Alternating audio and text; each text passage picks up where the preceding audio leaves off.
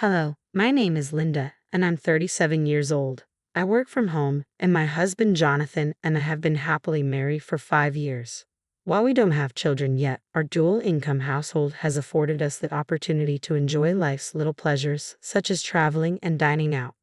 Since I started working remotely, I've taken on more household responsibilities, which allows Jonathan to focus fully on his career. On weekends, he helps out around the house, and together we found a nice rhythm in our marriage. Jonathan and I met on a group blind date, and it was his warm and inviting smile that caught my attention right away. After dating for 3 years, we decided to get married. Jonathan has been a constant source of support, always lifting my spirits with his endearing smile. Despite the joy in our relationship, we face some challenges, particularly when it comes to my in-laws. Jonathan's family owns a successful pasta shop, established 17 years ago by his father after he left his corporate job. The business flourished, expanding with multiple locations across the city. When I first met Jonathan's parents, they were dressed in flashy designer clothes, which gave me the impression that they cared more about making an impression than reflecting their personal style. Our first encounter was when Jonathan and I visited them to share the news of our engagement. From the start, I could sense their disdain. They made it clear that any daughter-in-law would suffice as long as she could manage household duties and stay out of trouble, and they didn't hesitate to imply that I lacked the fortune they expected in a match. Jonathan immediately stood up for me, which led to a slight shift in their behavior. It was clear they were straightforward people, a trait often found in those in the culinary business, especially in pasta shops. Thankfully, Jonathan has been consistently supportive, offering reassurance and standing by my side. Even though Jonathan and I share a deep connection and the security of knowing we can rely on each other, even if I were to lose my job, interacting with his parents can sometimes strain our happiness.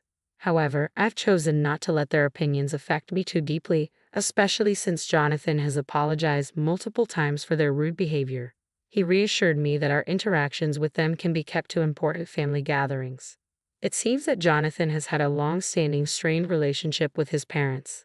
His father, a stubborn man who struggled with conventional jobs, became rather arrogant after the pasta shop took off. He would often interfere with Jonathan's career decisions, demanding respect due to his role as the family's financial provider. Jonathan's discomfort with his parents led him to move out when he started college. Although he is grateful that their financial support helped fund his education and allowed him to land a prestigious job, he's kept his distance ever since. He hopes to repay them, but he prefers minimal interaction. Since our marriage, I've had limited contact with my in-laws, which has worked out due to the absence of children. Our lives together have been content, but lately my in-laws' business has been struggling financially. In the past, their pasta shop thrived simply on good food, despite the gruff demeanor of the owner. But times have changed. Social media and online reviews now play a crucial role in shaping a business's reputation, and their shop has suffered from numerous negative reviews. Customers have complained about the owner's curt attitude and the untidy service from the staff. It seems that their early success led to complacency, which has now cost them dearly in terms of both customer satisfaction and business viability. What was once a thriving business has taken a steep downturn. Their dishes, once celebrated, were now being compared unfavorably to instant ramen. Negative reviews piled up, damaging their reputation, but instead of adapting to the changing times, they clung to outdated methods and attitudes. This ultimately led to the closure of all their locations, including the flagship restaurant. Realizing the severity of their situation, they reached out to Jonathan in desperation. "Please help us," they pleaded. "At this rate, we'll be out on the streets." Jonathan, who had seen this coming, responded with a mix of frustration and wisdom. "It didn't work out, did it?" he said. "I warned you that arrogance would have consequences. You must understand that customers are paramount. If you treat them carelessly, it will come back to haunt you. You dismissed my advice as naive before, but this mess is of your own making. You need to reflect on your actions." His words, though stern, shocked me. It was unlike the kind-hearted Jonathan I knew. I knew Jonathan's response was driven by his deep love and concern for his parents, but his firm stance spoke to his admirable character. It made me fall for him all over again. Despite their pleading, Jonathan stood his ground, telling them that relying on us wouldn't address the core issue, namely their attitude and approach to business. Crushed by his blunt refusal, his parents left, only to return a month later, visibly defeated and stripped of their luxury possessions. They had even sold their branded goods to settle their debts. "Please, Jonathan," they begged, their pride swallowed by desperation. "We have no one else to turn to." Jonathan stood there, arms crossed, contemplating the situation. I could feel a wave of conflicting emotions. Though I had never been particularly fond of my in-laws, seeing them so humbled and desperate stirred both pity and reluctance in me. It was a stark reminder of the complex nature of family ties and the challenge of balancing support with not enabling poor decisions. Watching them in such dire straits sparked something within me, and I felt compelled to suggest, what if we send them a monthly allowance? Both Jonathan and his parents looked at me in surprise and disbelief. "Linda, are you sure?" Jonathan asked, his voice tinged with astonishment. I nodded. "You've always wanted to repay them for helping you through college, right?" Jonathan hesitated and then slowly nodded. "Well, I might have mentioned something like that." His parents, sensing an opportunity, bowed their heads deeply. "Please, Jonathan," they pleaded. "We'll work hard to pay off our debts. Can you at least support our living expenses?" After a brief moment of contemplation, Jonathan agreed. At first, he decided to transfer $3,000 monthly to them. But as the weight of their situation settled in, I suggested we adjust that amount to better help them stabilize and rebuild their lives. "Maybe we should consider increasing it to $3,000 a month," I said. Jonathan was hesitant at first, insisting that $3,000 was enough. But I persisted. My career had grown beyond my regular job, and I felt we could afford to be more generous. Over the years, I had become quite skilled at investing in stocks and real estate. My efforts paid off, and I accumulated significant wealth, enough to purchase luxury apartments and generate a substantial income from rentals. Unbeknownst to my in-laws, my annual earnings had reached around $580,000, giving me considerable financial flexibility. I chose to keep this information private, especially from them, as I funneled extra money through Jonathan to support them. It was as much for his peace of mind as it was for their financial aid. During one of their visits, overwhelmed by our support, my in-laws expressed their heartfelt gratitude. "Jonathan, thank you so much," they said. "Thanks to you, our life is slowly stabilizing." Seeing their genuine appreciation and witnessing the positive changes in their lives was deeply satisfying. It reinforced the power of generosity and the importance of family support, even in the toughest times. Jonathan's parents' gratitude initially brought him a visible sense of joy. We both hoped it would motivate them to find work and start repaying their debts. However, a month passed and they still hadn't secured any employment. Instead, a more pressing issue began to emerge. They started visiting our house frequently during weekdays. "Our food expenses are mounting, Linda. Could you possibly spare us something to eat?" They began asking, often around lunchtime. At first, they would simply eat and leave, but more recently, they lingered, lounging on the sofa after meals and even requesting desserts. One day, feeling the strain on both our pantry and my patience, I asked, "Is this arrangement working for you, or would you prefer some adjustments?" My work was beginning to suffer due to their constant interruptions. "I've been working too, so I'd appreciate it if you didn't stay too long," I told my in-laws, my professional responsibilities increasingly compromised by their extended visits. They exchanged looks and chuckled dismissively. "Work? Aren't you always at home? If you're going to lie, at least make it more believable," they teased, soft chuckles escaping their lips. It seemed that, due to their long history in the food and beverage industry, they couldn't grasp the concept of remote work. I tried to explain it in detail. "Remote work means I operate from home, using my computer to complete tasks, just like I would in an office," I clarified. They waved me off, uninterested. "We don't understand all this computer stuff," they admitted, clearly not willing to put any effort into understanding. No matter how clearly I outlined my busy schedule, they remained indifferent. "Linda, we're out of tea. Hurry up and buy some. Don't you have any snacks? Prepare some rice crackers or something," they demanded, as if I had nothing else to occupy my time. Their criticism grew personal and harsh. "Such a useless daughter-in-law for a housewife. You're inconsiderate," they said, not realizing the impact of their words, nor their failure to follow through on their promises to work and repay their debts. This situation underscored a growing tension and a glaring misunderstanding of boundaries and professional commitments in our family dynamic. Despite their assurances that they were actively searching for jobs, my in-laws continued to encroach on our home during the day, always leaving before Jonathan returned from work. Perhaps they felt guilty for relying on his financial support, or maybe they wanted to avoid awkward questions about their job search progress. Is this situation manageable, or do you need any changes? I finally asked, reaching my breaking point. Even though I was contributing a significant amount of money to their support, I couldn't fathom why I deserved to be treated with such disrespect. One day, unable to hold it in any longer, I confronted them. Please leave now. They were shocked, not expecting such a direct challenge from me. But soon, their shock turned to anger.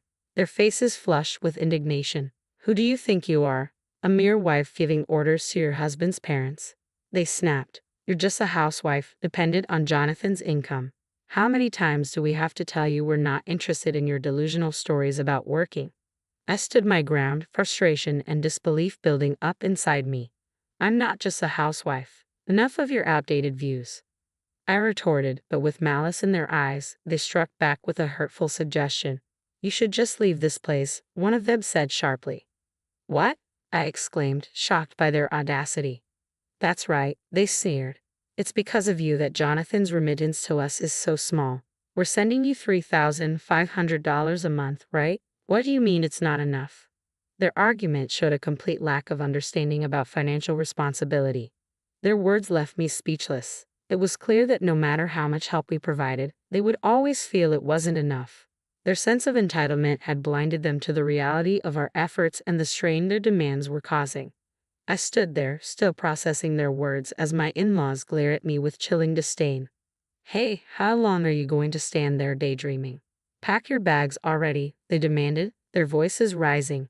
Don't you understand what we're telling you? You're dense, aren't you? Stop leeching off our son for money. Get lost, you parasite of a wife. Their venomous sneers cut deep, and I realized there was no point in continuing the conversation. With surprising calm, I replied, Understood. I'll pack my things and leave. For a moment, they seemed stunned by my response. Then they smiled smugly, convinced they had won. Now our lives will finally be secure, they chuckled among themselves. If it were just the three of us, Jonathan and us, everything would have gone smoothly from the start. Ignoring their hurtful remarks, I began packing my belongings. I resolved to disappear as quickly as possible, silently watching them leave with looks of satisfaction on their faces. That night, when Jonathan came home, I explained everything that had transpired. He was more stunned than angry. Linda, I'm truly sorry, he apologized sincerely. It's okay, I replied. I realize now they'll never change. There's no point in trying anymore. Together, we decided to move out. A couple of weeks later, my in-laws called to check on the situation. So, what's the situation now? They asked, barely concealing their eagerness. Have you left the house? I've been trying to contact Jonathan about the remittances, but he seems too busy to answer the phone. We've already left, I replied coolly. You can rest easy. You won't see me in front of you anymore. I could hear the glee in their voices as they responded. I see. Finally, our son can get rid of the burden that was you. Hearing their laughter, I realized how liberating it was to be free from their manipulative grip. I felt confident in the strength of our small family unit and ready to start anew without the weight of their expectations and judgments. Now, with the promise of increased remittances from Jonathan, my in-laws were visibly pleased, laughing about how their lives would become easier. As they continued to ridicule and celebrate over the phone, a sigh escaped me. You had a lot to say about me, didn't you? I said sharply. It might be enlightening for you to realize who the real parasite is. Hearing my words, their tone shifted to anger. With that attitude, you truly are a hopeless daughter-in-law. Well, you're probably not even our daughter-in-law anymore. You might as well live a poor and lonely life, they snapped. Their delusions were so profound that I saw no point in correcting them. I offered some non-committal replies and ended the call.